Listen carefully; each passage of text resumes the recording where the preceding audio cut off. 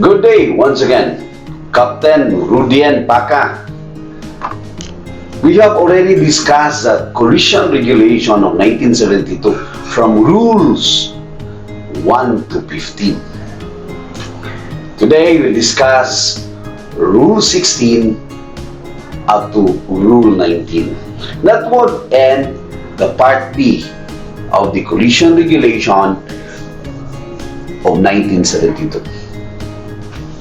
Okay, rule 16, action by giveaway vessel. Every vessel which is directed to keep out of the way of another vessel shall so far as possible take early and substantial action to keep well clear. Okay. Action by giveaway vessel, the one it is directed to keep away.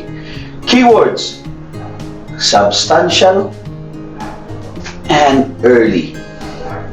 Early so that you can give a good signal to the other vessel that you are taking the action. Substantial is good enough. Your action is good enough. So, let's move on to the next slide.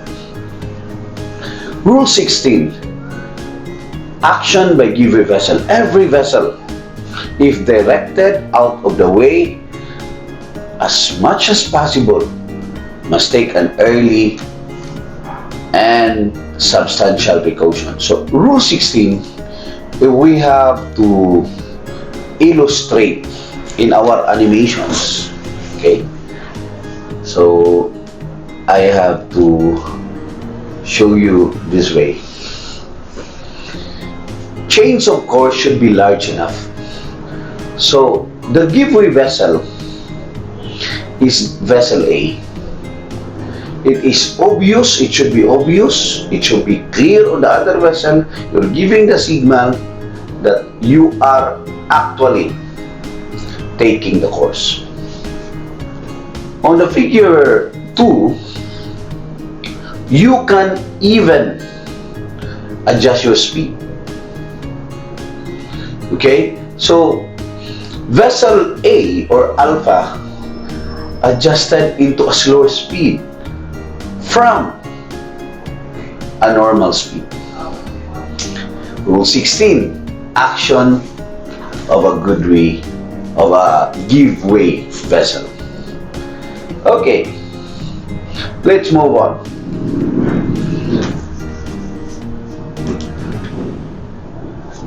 Rule 17, actions by stand-on vessel. Stand-on vessel which is directed to keep your course. Okay, so let's define this one. What would be the actions of the stand-on vessel? So first, in alpha it is said, where one of the two vessels is to keep out of the way, the other shall keep her course and speed. This is a stand-on. Keep your course and keep your speed. The latter vessel may, however, take action to avoid collision by her maneuver alone, as soon as it becomes apparent to her that the vessel required to keep out of the way is not taking appropriate actions. You are the stand-on vessel. The giveaway vessel is not doing action. You have to take the action. Okay, so if we have to show you the rule 17 in animation, let us show you this one. For example, vessel B required to giveaway vessel. A holds course and speed. B passes behind A because this is required to giveaway vessel. Or the vessel in a crossing situation, remember, which has the other on the starboard side, has to take the necessary action. It should be the course. This would define the stand-on vessel. However, in the 17A, A required to give way but does not give way anyway. This is the second situation. In number 2, waits too long. So, Alpha having the vessel Alpha, having the vessel Bravo on her starboard side, should take an early action to avoid collision. However, vessel Bravo notice that vessel Alpha is not taking the necessary action. So what happened? Vessel Bravo takes his own action. This is what the regulation talks about. Okay, so if the other vessel is not taking the necessary action, what will happen? The other vessel, the stand-on vessel, will take the necessary action to avoid collision. Okay, Bravo. When from any cause the vessel required to keep her course and speed finds herself so close that collision cannot be avoided by the action of the giveaway vessel alone, she shall take such action so as to best aid to avoid collision. I have already shown you this one, which is on the figures 17b. This figure 17b, again, if I have to redefine, vessel A has to take the action but did not take the action to avoid collision. So vessel Bravo took the action. Okay? Next, a power-driven vessel which takes action in a crossing situation.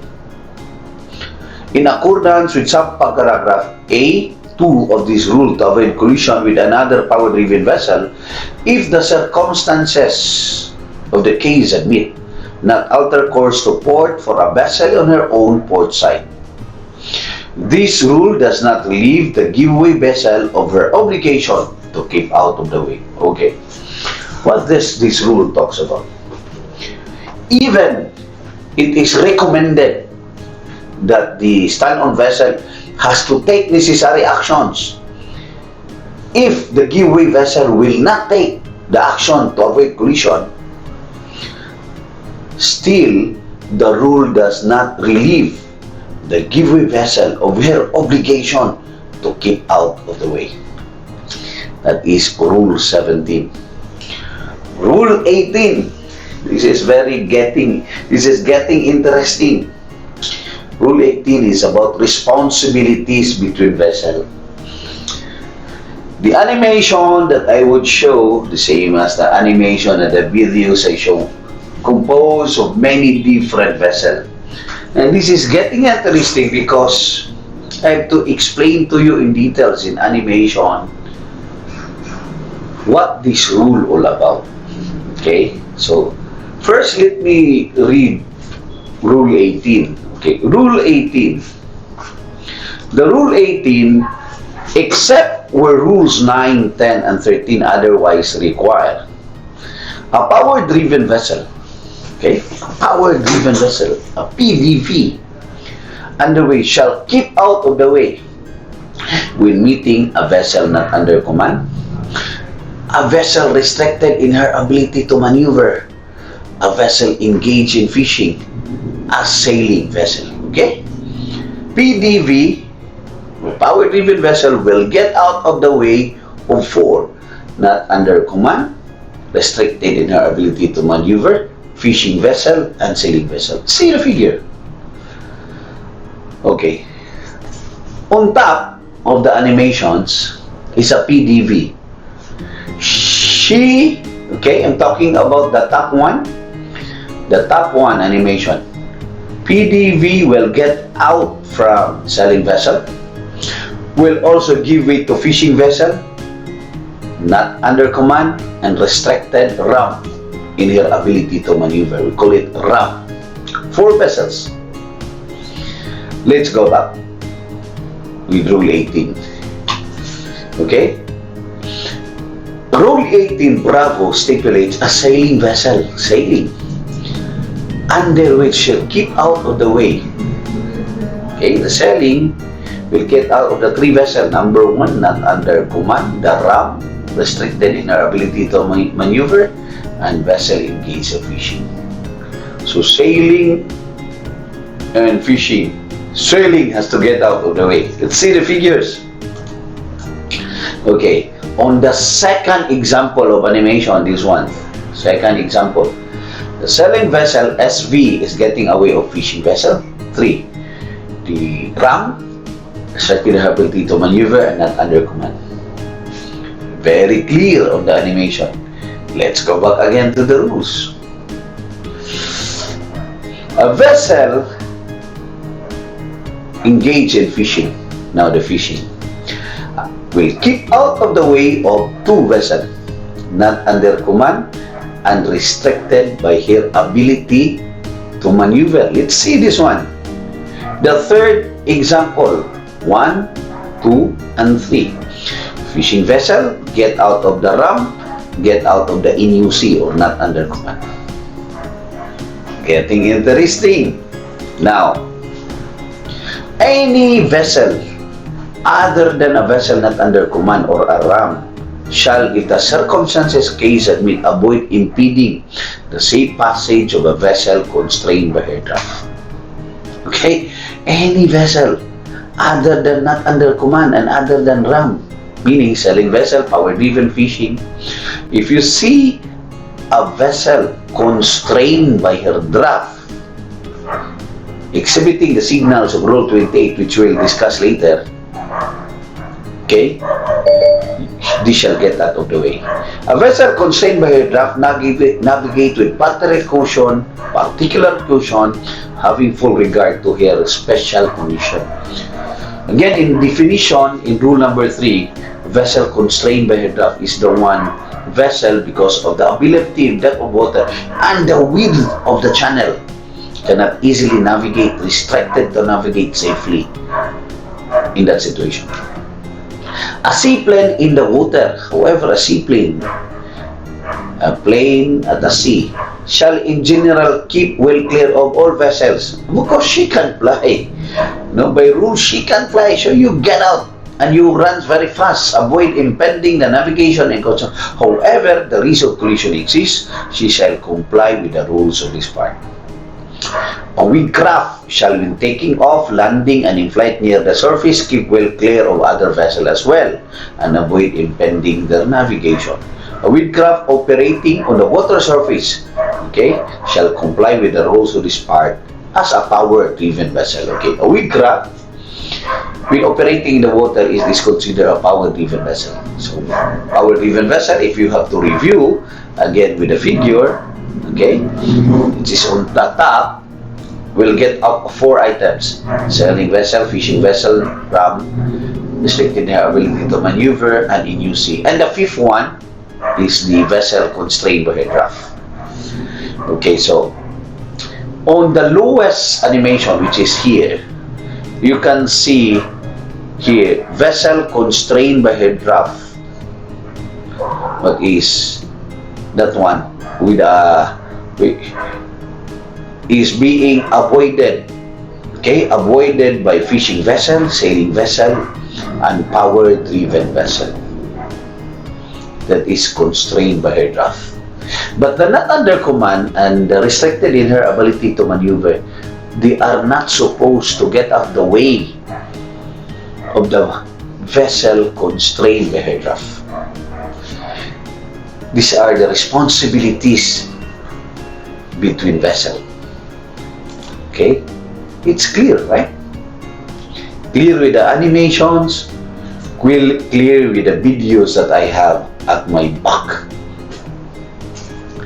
Okay. Rule 18, responsibilities between vessel, I have already discussed. Rule 19, conduct of vessels in restricted visibility. Meaning, my face is also restricted. See, my face is also foggy at this time. This is an effect that I have added. Not only the vessel at my back, they are restricted. So I also changed the camera that to give you an effect of what is restricted visibility. Okay, so Rule 19. Conduct of vessel in restricted visibility. Okay. The conduct of vessel in restricted visibility. This rule applies to vessel not in sight, meaning they are not in sight of one another. When navigating in or near an area of restricted visibility. Foggy, misty. Every vessel shall proceed at safe speed. Remember, we discussed safe speed. And it is also mentioned on how you can make the safe speed, especially considering the visibility of the area, the light. There were so many factors that we discussed, adapted to the prevailing circumstances and conditions of restricted visibility. A PDV, power-driven vessel, shall have her engine ready for immediate maneuver. In a foggy situation, the rules stipulate a power-driven vessel must be put her engine ready or in standby for immediate maneuver. Okay? Rule 19, Charlie, every vessel shall have due regards to the prevailing circumstances and conditions of restricted visibility when complying with the rules of Section 1 of this part. Okay? In rules of Section 1 of this part, every vessel should have due regard to prevailing circumstances and conditions of restricted visibility. So if you see, this is the actual situation. So if we put a drone on top of the oceans, the vessel, especially in the morning or night time, we have restricted visibility. Okay? Next. Delta. A vessel which detects by radar alone, meaning you make radar, the presence of another vessel, shall determine if a close quarter situation is developing and or risk of collision exists. If she shall take avoiding action in ample time, provided that such action consists of alteration of course so far as possible, the following shall be avoided. Okay, if you're using radar alone, because you cannot see, all you can see are the mist and the fog, you should take an action but with a precaution, and you avoid this. Number one, an alteration of course to port for a vessel forward of your beam other than for a vessel being overtaken. Meaning, if this vessel forward in your beam through your radar, never alter your course to the port. Why? Okay, why? Because it is considered that you have to alter a course to starboard. Why?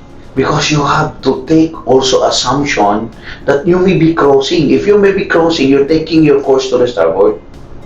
An alteration of course towards a vessel, a beam, or above the beam, meaning